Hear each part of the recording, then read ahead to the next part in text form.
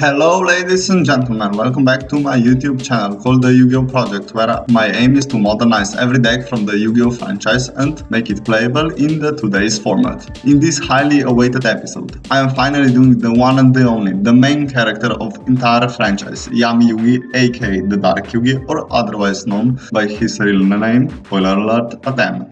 Yami Yugi is known by everybody and is, as said before, the main protagonist from the entire series. He is an Egyptian pharaoh whose soul is sealed inside a puzzle and is on a mission to return to the afterlife. You all probably already know this, or I have just spoiled you a half of the story of the original Yu-Gi-Oh! And Yu-Gi-Oh! Duel Monsters, but in case that you didn't know that, you have probably clicked on the wrong video. I will not be discussing Atem's character, as I wouldn't like to spoil the series, and the character discussion has already been done on so many different channels, so I will instead link one of those videos down in the video description. And now let's get to the decks of Atem, aka Yami Yugi, whatever you want to call him. In the anime and manga, he plays a deck which is constructed from many different archetypes. In the earlier part of the manga and anime, he uses a deck of Solomon Muto, mostly during season 0 or earlier episodes of the original anime and manga.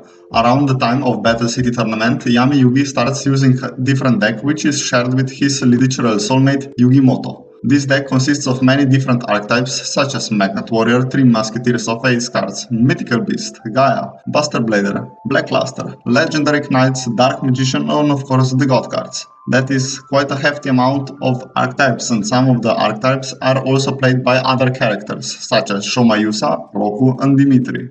It would be almost impossible to include all of the cards that Yami Yugi has played in one deck, so I decided to do a separate deck for every single archetype that he has played, and with that I can maintain some level of playability in today's format. Throughout the series, Yami Yugi's deck and Yugi Muto's deck started to differentiate a lot, and in the end they have used completely different decks. So I made a conclusive exploration, and in the end I came out with these decks which are used by Yami Yugi and employ all the archetypes. Firstly, Dark Magician Fusion deck, which is a deck used by Yami Yugi during the show's 4th season and employs cards like Eye of Timaeus and many different Magician Fusion monsters, which were all used by Yami Yugi throughout the series. Then a Gaia deck, which is centered around Gaia the Dragon Champion and its retrained version, but Shoma uses, the OCG structure's main protagonist, also uses this deck in more comprehensive form, so I will probably do this deck in one of his episodes. Then a Buster Blader deck, aka Distraction Sword, which centers around Buster Blader and is a nice lock and beatdown deck. Then Yami Yugi also plays a Kuribo deck, which is focused around many Kuribo monsters that Yugi has used and is generally the funniest deck of Yugi's to play. Then a 3 Musketeers of Ace cards deck, which is focused on swarming the field with vanilla monsters and fusing them into a big beatstick called Arcana Knight Joker, which then smacks our opponent harder than their dad's belt. But this deck is also used by Roku from Zexel, and because this is the Roku's only deck, I will probably feature it in his episode. Then Yami Yugi also plays a Mythical Beast deck, which is his weakest deck as it did not receive any support throughout the years, and is also played by Dimitri, which steals Yami Yugi's replica deck, which contains more Mythical Beast monsters than Yami Yugi has actually used. Then he plays a Legendary Knights deck during the Waking the Dragons season, which is focused around summoning the extremely overpowered Legendary Knight Timaeus, which with the right kind of setup can be impossible to get rid of. Then he plays a Black Luster Soldier deck, which is his default ritual focus deck. Yami Yugi also plays a Celtic Garden deck, which contains the lowest amount of printed monsters, 3 to be exact. And the last deck that he plays is his Ceremonial deck, which is Yami Yugi's final deck and is focused on summoning god cards, and is used during the Ceremonial duel only. A version of this deck is very similar to the one used in the Yu-Gi-Oh! Air manga, so I decided to merge these two together since they are so similar. And in today's episode we are doing his last deck, the Ceremonial one. His last deck is Ceremonial deck, which is mostly focused on summoning god cards. It achieves this by monsters which special summon themselves from the hand, such as Vandalgon, Gors, the Tricky, and Magician Souls, and it uses these 3 monsters as tributes. It also uses some very tricky combos such as the True Name and and Soul Servant to cheat out God cards. I added to the deck some counter traps to control the game and to resolve Vandalion's effect, since almost no counter traps that Atem uses were actually printed in real life, and I also added to the deck a handy pot of the Prosperity draw engine, since the pot of Greed was banned some 20 years ago. I also conjured up a handy extra deck which prevents us from taking too much damage and can protect our god monsters or can deal with problematic monsters. So the extra deck is as versatile as possible. As all of the decks on this channel, this one will be constructed according to the 6 deck building rules of this channel. And before we get to the deck profile, please like this video, subscribe to my channel and tell me in the comments below what do you want to see next.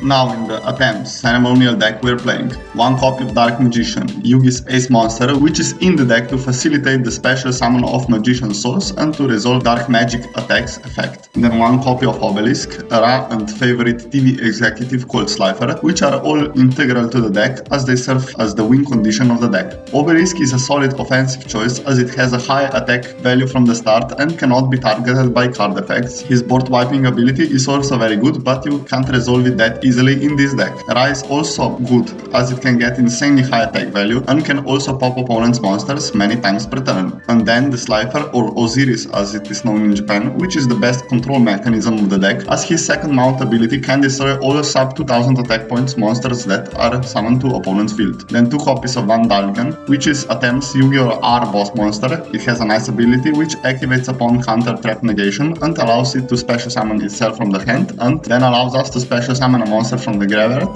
to burn our opponent or to pop a card on the field, and it is just great monster overall. Then 2 copies of Gors, the Emissary of Darkness, Yami Yugi's second Yu-Gi-Oh! R boss monster, which has a nice ability which allows it to special summon itself from the hand upon taking damage. 1 Dark Magician Girl, which is in the deck to make the special summon of Magician Souls possible.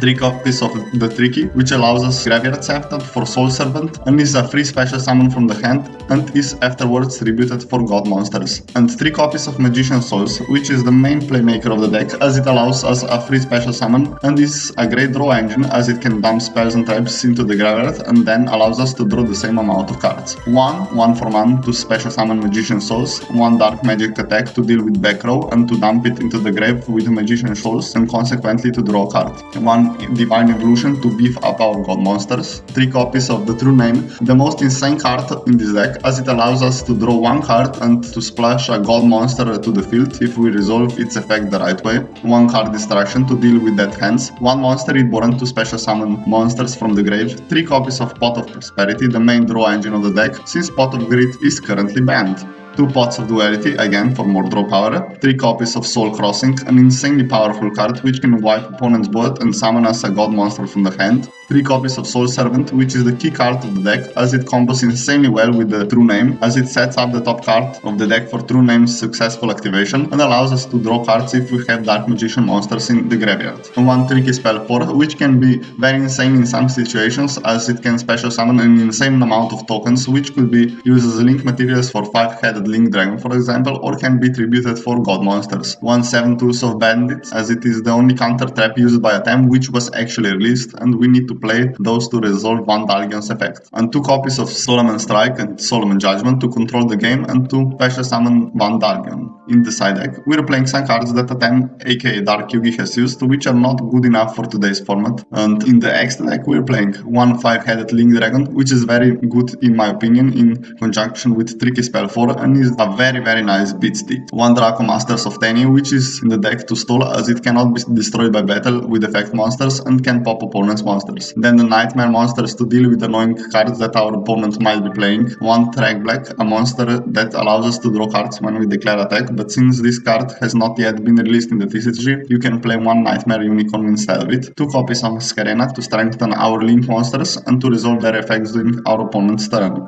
2 copies of Linkurible to protect us from taking too much damage, 1 Almirage to protect our god cards and other monsters from effects, and finally 2 copies of Relinquished Animas to steal opponent's monsters. As you can see, most of the cards in the extra deck are purely utilitarian and are mostly here just to be banished by Pot of Prosperity's activation costs. My friends, that would be it for the deck profile, so let's see the deck in action.